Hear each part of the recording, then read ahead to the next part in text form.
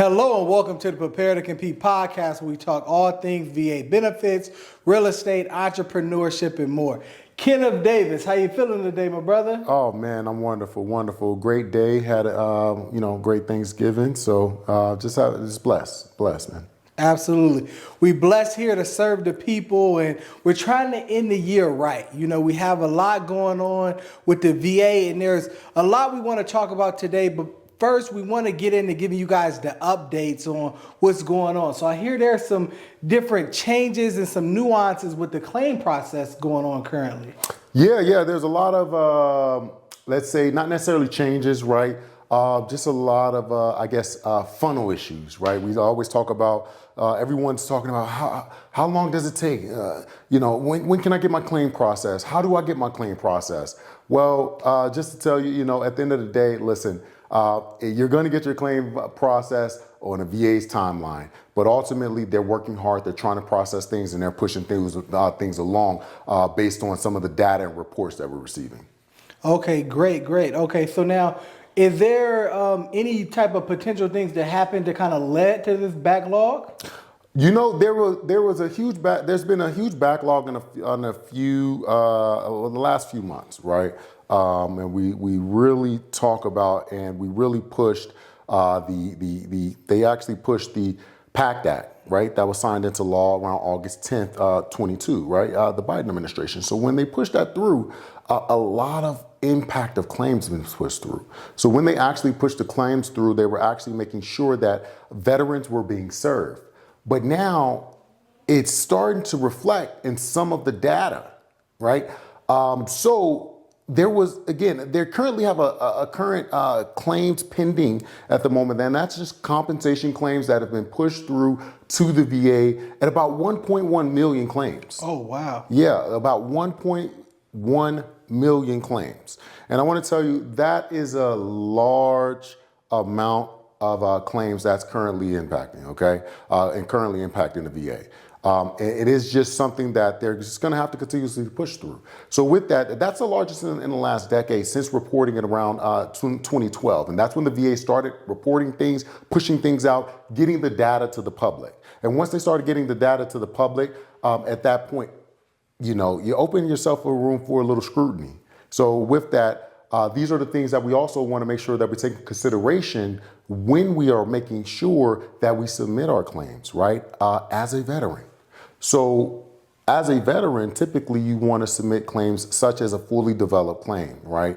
That's going to probably cut down some timelines on the timeliness of your claim. But with this backlog, there's still going to be some time frames where some claims may get stuck in the backlog, regardless if it's a fully developed claim or not. And what I mean by fully developed claim, I mean that's a claim that is particularly foolproof in the means of you have all your evidence, you have all your statements, you have everything that you need. Okay, everything is going to be completely filled out, perfectly fine, where the VA can review things and get things moving forward.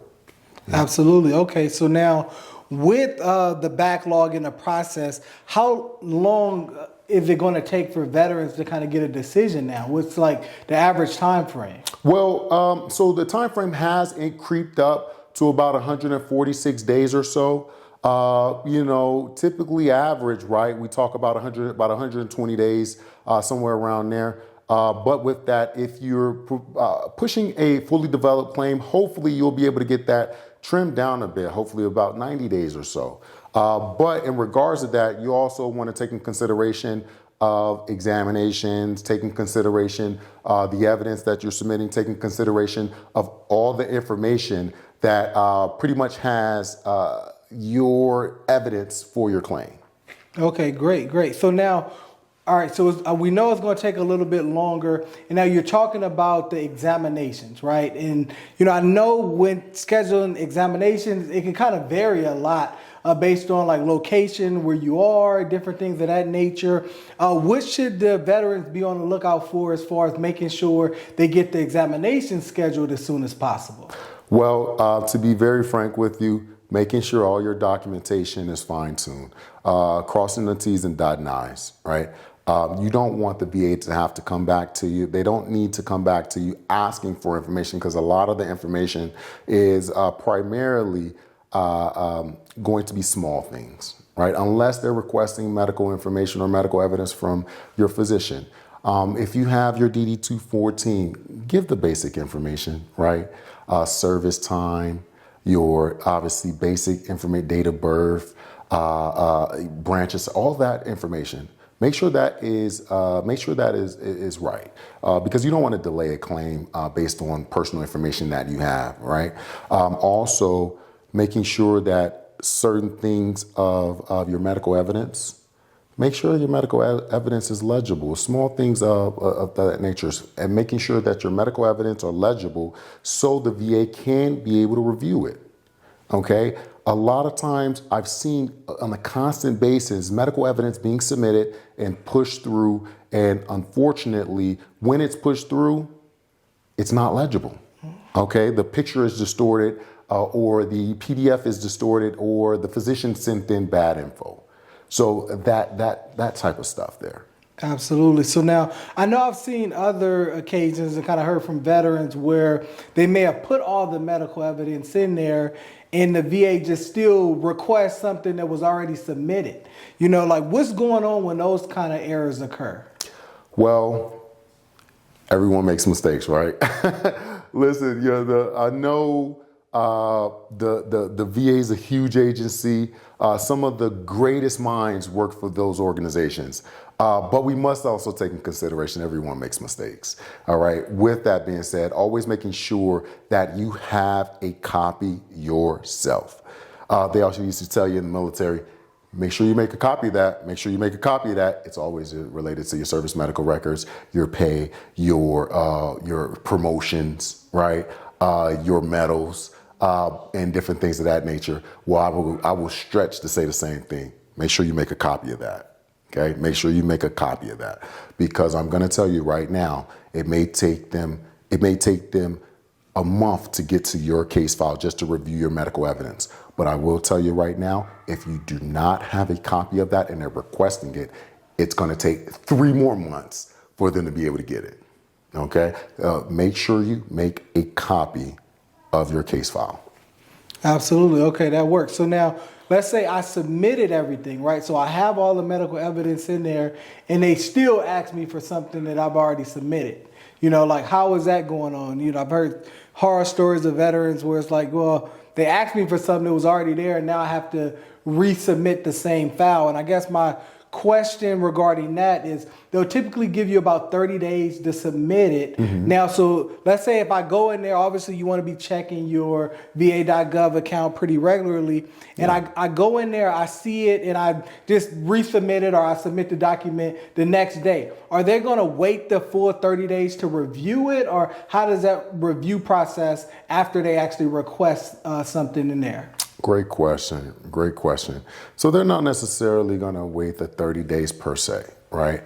When it's requested, the information is going to be pushed through your va.gov requesting that. Not only that, typically a notification letter is sent out, and sometimes even an email, okay? As I mentioned before, make sure you have your copy of your records, any type of records, medical records, service medical records, anything. Make sure you have that handy. Upload it and let them get their time to review it. As I just mentioned, there's pending claims of 1.1 million claims that's pending in the VA system currently. That is a large amount of claims from the push of this year. Okay, this is something that, one, I've never seen before, and we've assisted thousands of veterans. But with that being said, give them a little patience and compassion. Okay, give them a little patience and compassion, because they're not only helping you as a veteran, but there's another veteran in need that they're assisting as well. Absolutely. Great. So now I know we're talking about the veterans and helping the veterans, right? But obviously you have our active duty service members who are transitioning and they're filing claims as well. And I obviously know there's a couple different processes they can do that. They can do a day after discharge claim. They have a BDD program that they can do, different things of that nature. How does this impact their process, right? Of actually getting their rating decision? Because, a lot of times they're going in those special programs, they're doing everything early, and they're expecting a rating decision as soon as they get out. Yeah. Just as any other claims, I'm going to tell you right now, it's still a workflow. It's still a pipeline. Once your claim is submitted, typically what happens is that we want to make sure that you're putting yourself in position to be able to garner the benefits immediately. Like I said before, make sure all evidence and everything that you have is readily available and also submitted to the VA to be able to trim down some of that time frame. But when we're talking about before discharge claims, a lot of times it's advertised as most veterans are going to receive a decision prior to their outside of service. We do what we just mentioned. Average time frame is about 146 days. When you are under a BDD claim, you have 180 days to 90 days to submit your claim. So basically 3 to 6 months before your discharge of service, right? Well, if there's 146 days to be able to render a decision, how many veterans or service members are submitting right at the 6-month marker? Not many. So just make sure you're prepared as a service member to get out without those benefits being afforded to you just at that moment. Okay? Because it can take some time. It takes time. However, I can almost assure you that it's on the way. So just making sure that you're prepared, making sure that you're submitting the active claims that you deserve to submit, whether if it's a BDD claim, increased claim, direct entitlement of benefits claim, initial claim, appeal. Make sure you have your evidence available for submission. Okay. Again, I hope that answers the question. But I will say is, through this process, let's exercise patience, but also not only exercise patience, make sure that we're doing our part as veterans to make sure that we push this process along. Okay. I can tell you right now, calling the VA every day, it's not going to work. It's not going to help you out. So make sure that you're prepared to go through that timeline and not being so readily dependent on those funds, or not only funds, but benefits to come in immediately, because it does take time, just like everything else, right? All great things take time. All great things take time. So, all right, great, Kenneth. So that's some wonderful information regarding the hardships and the things that are going on right now. But I had another question regarding our active duty service members transitioning. So I know they have the BDD program, correct? Where Yes. you can apply, you said up to 180 days Yes, sir. in advance. So now, obviously, with the backlog, they probably need to be at that 180-day mark. But I guess my question, it might be a little twofold here, in that can they apply before 180 days? And the second part of the question is, what are some things that they can do to make sure that they receive their rating decision upon discharge, even with the backlog and it taking a lot longer? Great question. So first, again, just to unpack that, right? First question, are they able to apply prior to that time frame, correct? Well, the answer is no. You're still an active duty member, you're still in service, and 9 times out of 10, a lot of service members, active duty members, and you guys know what I'm talking about out there. Listen, you got to go to the last minute before deciding if you want to re-enlist or not. So based on regulatory information, M21 information, right, which again is the WARMS manual, right? That WARMS manual particularly discuss, not being able to apply for benefits prior to that 180-day marker. All right, because at the end now you're holding up other veterans' claims. So now what they're going to do, they're just going to send you a notification letter stating that you should not submit any type of claims prior to that 180-day marker. You will need to wait until 180 days, or the 90 days before discharge, or when you're there after service. Okay, but most people aren't even granted the information to understand that you can apply for benefits while you're still in. So each and every service member are eligible to apply for the BDD before discharge claim. You can submit a before discharge claim through the VA prior to you being discharged, and you may do it at your 180-day marker. That is the time frame when you have availability to do that. Okay, that's when you can do that. All right. It's promoted as something that you can receive a decision prior to you getting out. You know, with the current backlog that's in place, you know, I would say just wait on it there after service, right?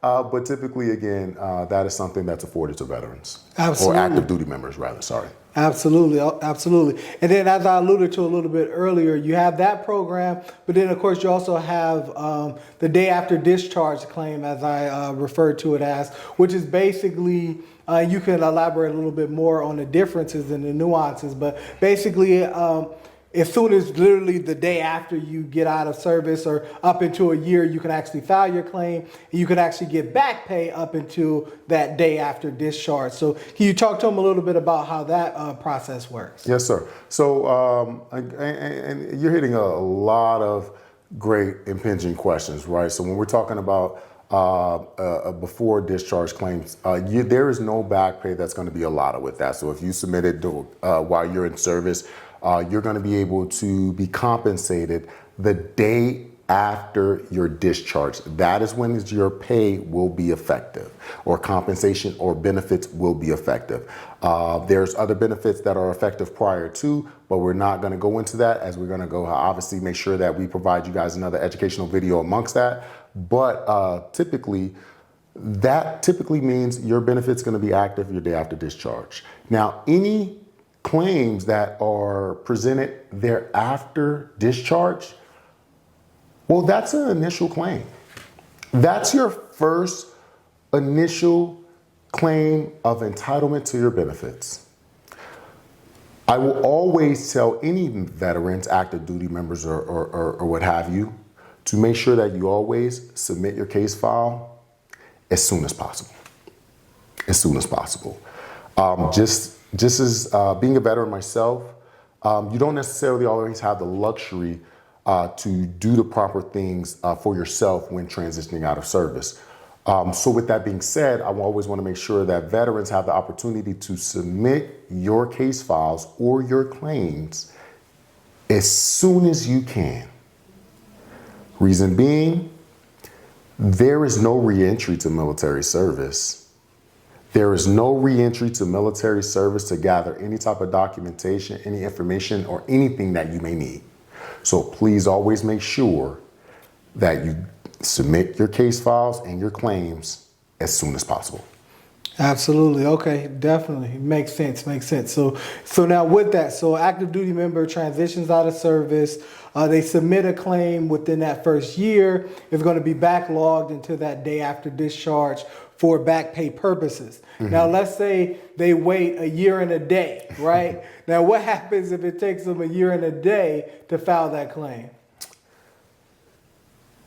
Well, if you wait a year and a day, I'm going to make sure that you understand this, you guys, all active duty members, all service members, all veterans, everyone.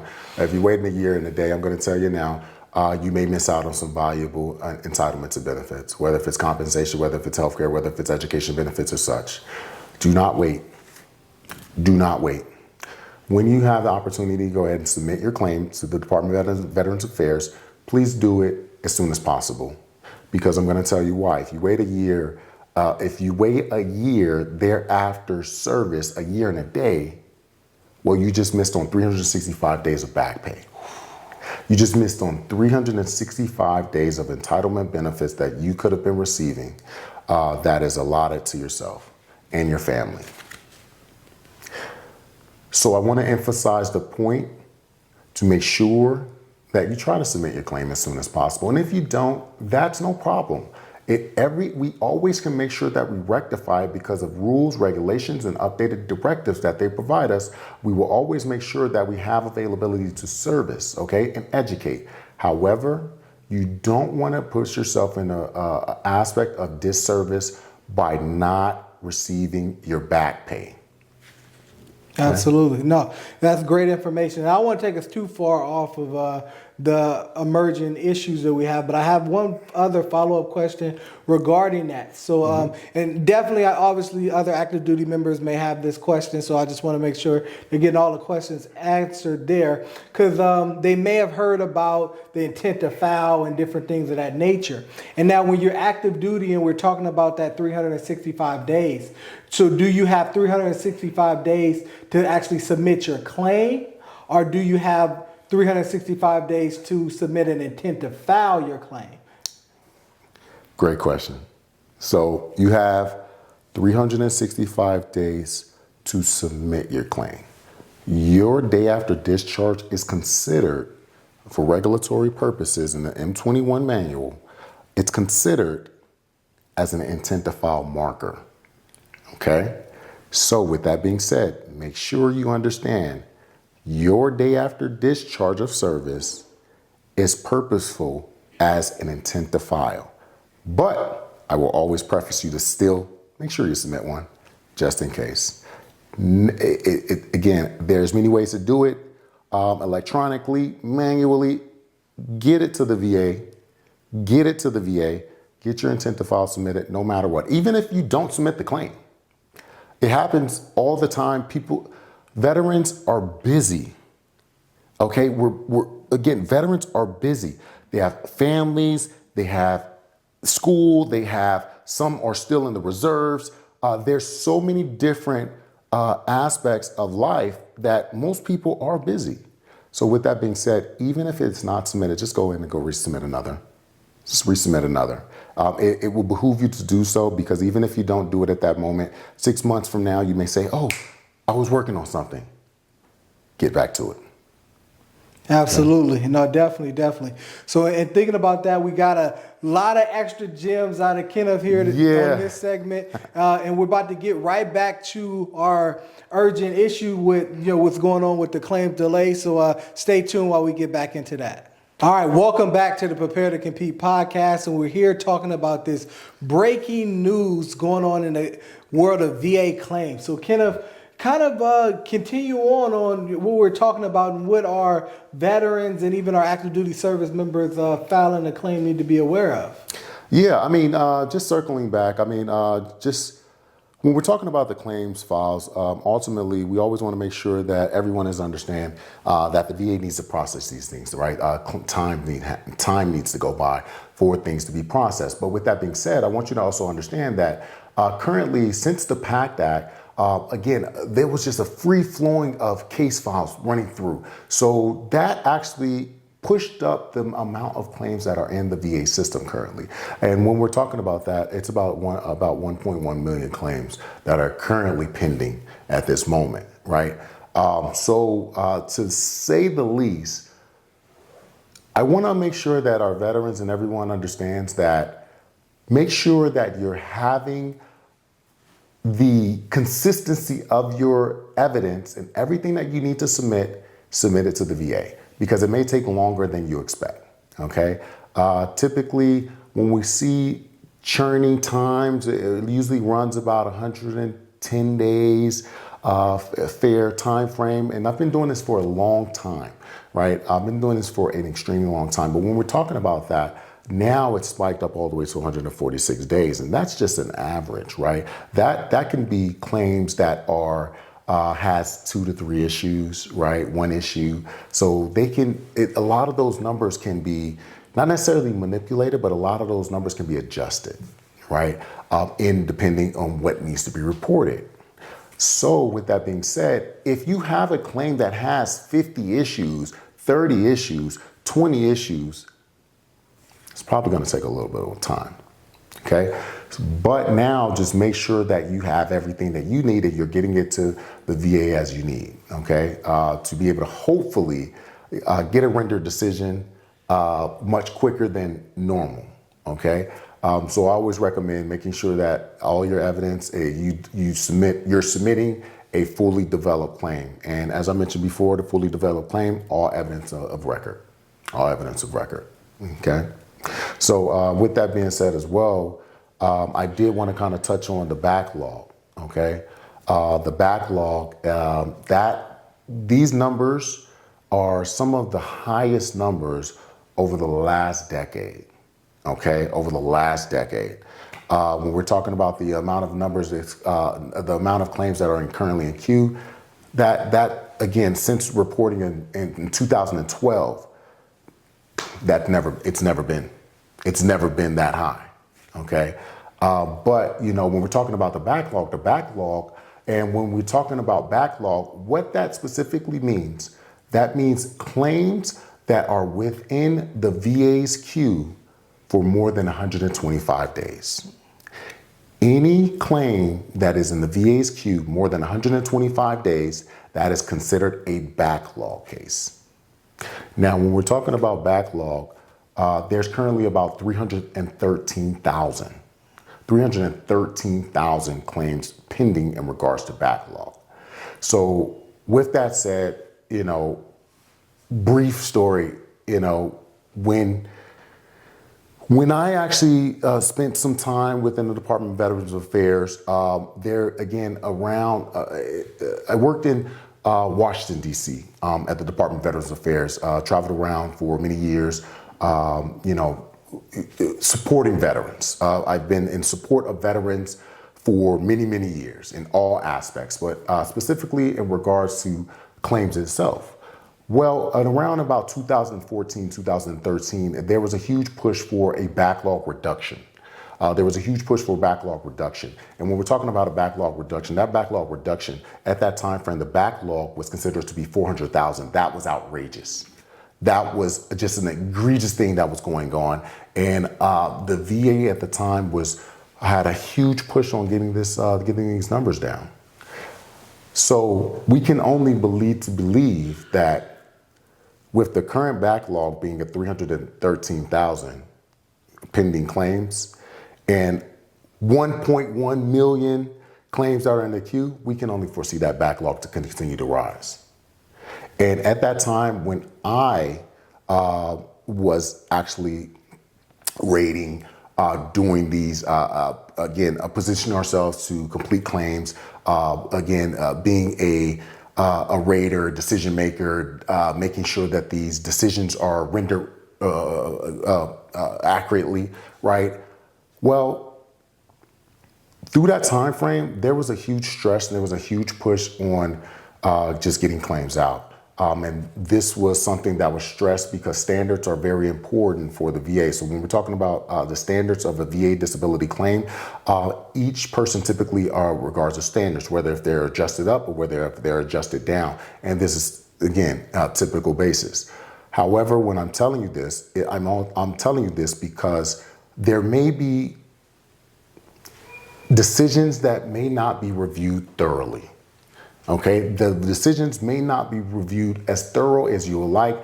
Obviously, they have a quality assurance team that's going to be able to assist. But when you're talking about 1.1 million claims that are currently pending, that is a lot of claims, and they're not going to stop. Those claims aren't stopping.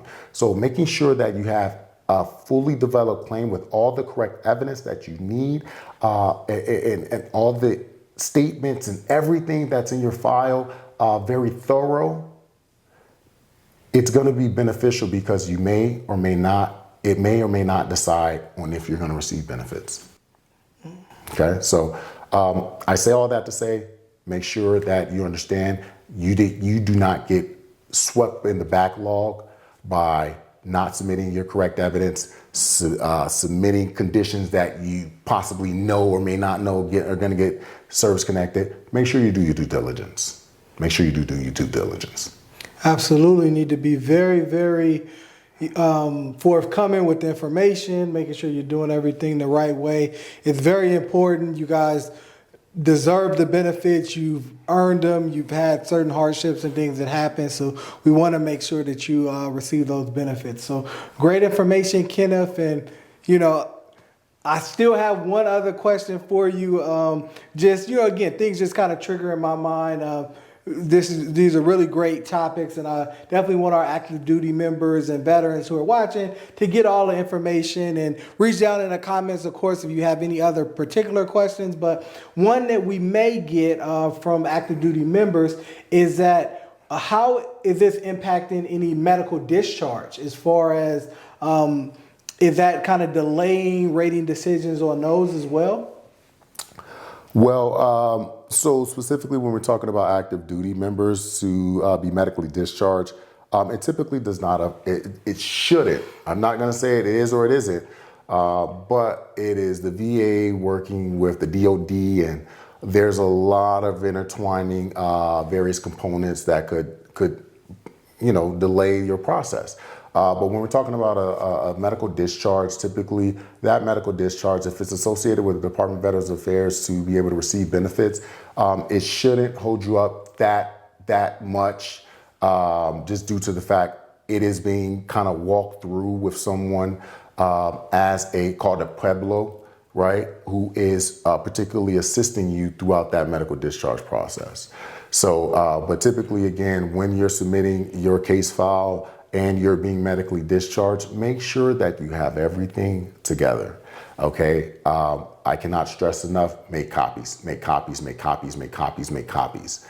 We don't care what it is. Make a copy of it, because you never know when you may receive it again. Because if you're trying to get your medical documentation from the Department of Veterans Affairs or the National Personnel Records Center, there's so many issues that may come about. On average, it does take about 4 to 6 months to be able to retrieve those, right? It does take about 4 to 6 months to be able to retrieve those records from those agencies. And they even had problems with fires. There was a time period that veterans' records were destroyed in fires. Again, that's another video we'll talk about. But again, with that, I want to make sure that if you're being medically discharged, with a medical discharge, make sure that you are currently, that you are gathering all your evidence just as you would if you are being discharged regularly, or you're a veteran that who is currently trying to retrieve their benefits. Make sure everything is you have a copy of everything.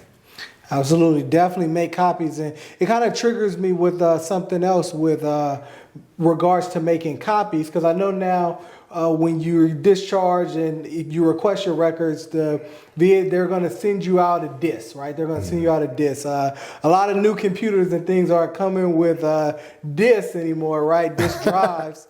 So that's kind of crazy that they do that. But it just kind of lets you know, as technology advances, that you have to actually recheck all your medical records in your files, because, we have some veterans that may have saved their stuff and they might actually have it on a floppy disk from the 90s, right? Mm-hmm. Which, obviously there are certain ways to secure that, but, things become not functional after a while, right? So you definitely want to make sure you're updating how you're storing your files as well, whether it's physical records, again, fires could occur, whether you have it on a floppy disk, whether you have it on a disk, that can easily break, right? So you want to actually put that on maybe a USB drive, and now you have cloud storage and all different things. So when you're talking about making copies, think about the physical copies, but also think about various storage methods where you store it on a hard drive, you have it on a flash drive, you have it on your computer, you have it a few different places, and you actually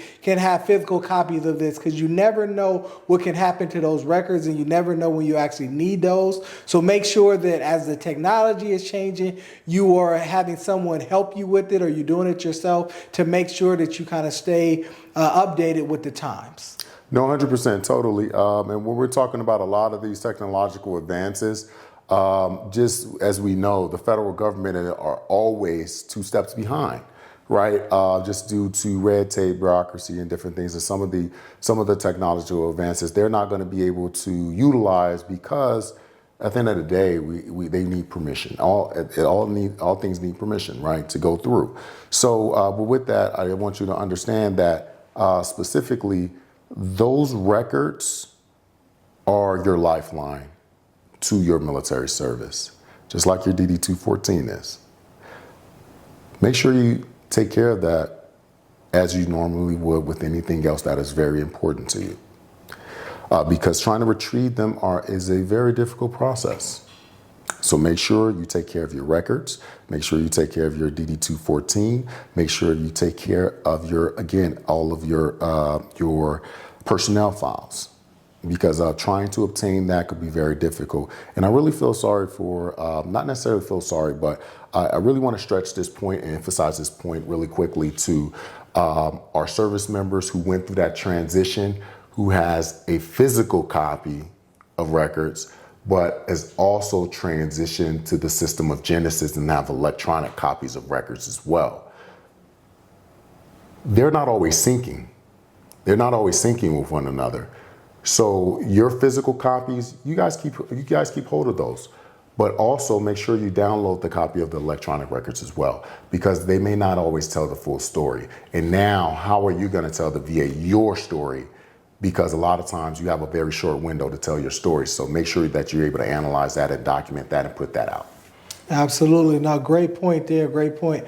And now, last question, I promise, last question. But now for our veterans that may be applying for service connection and they might be experiencing a hardship, right? And now it's actually taking a lot longer to process the claims. And I know you can file for a hardship. Is that going to kind of help them in the process of trying to get that rating decision a little faster to kind of help with the hardship application in these tough economic times? So yes, there's many ways to be able to claim a hardship, but particularly financial hardships are something that are considered, right? But when we're talking about a hardship, we're talking particularly within the manual would state anyone over the age of 75, right, would be considered to expedite a claim, right? So for hardship in particular, we're talking about homeless veterans, right? Veterans. And when we're talking about homeless, I want to make sure that everyone understands homeless does not necessarily mean that you have nowhere to go. You can be homeless and you can have somewhere to go, but you don't have somewhere to call home.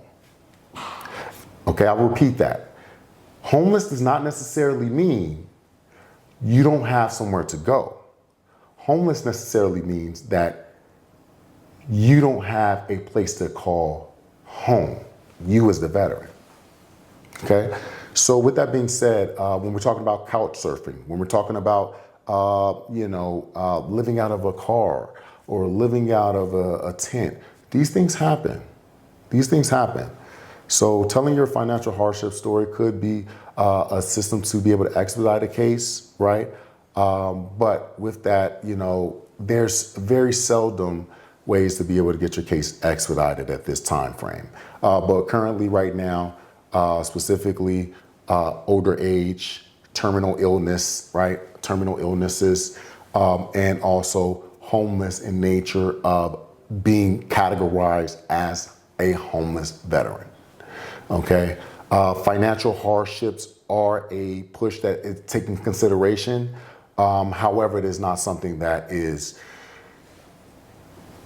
unfortunately not just categorized to be pushed to the top as we want it to be. But it's something that unfortunately, as a previous rater myself, you're looking at that and you're taking that into consideration. You're trying to get it done and you want to assist that veteran as much as possible, as fast as possible. However, you also want to make sure that you're doing it the correct way. So typically, who would come in line before that would be terminal illnesses and also homeless veterans. Absolutely, absolutely. Well, thank you for this segment. Thank you for this breaking news. Again, if you have any questions, definitely reach down in the comments and share with us, because likely other veterans and active duty service members may have that same question that you have. So don't be afraid to ask any questions, and also don't be afraid to reach out for help. We are here to help you. Veterans for Veterans, you're able to kind of set up a free consultation, and we'll go ahead and kind of hear what's going on with your case file. If you've already filed a claim, or if you're looking to file a claim, we can go ahead and help you get the ball moving on that. Yeah, we definitely always want to make sure that we're providing support, right? Education is a tool and is a key that we're trying to deploy to you. But not only that, there's systematic programs that are customized for you, right? There's no cookie cutter processes this, because every person's military service is different. My military service isn't your military service, so therefore, make sure you're getting the correct assistance, the correct education that applies to you. Okay, so with that, please, as Mr. Jones says, please reach out. We'd love to be able to assist you. We're here to help. Absolutely. Take care. Continue to check out the podcast. Catch us in the next segment. Peace.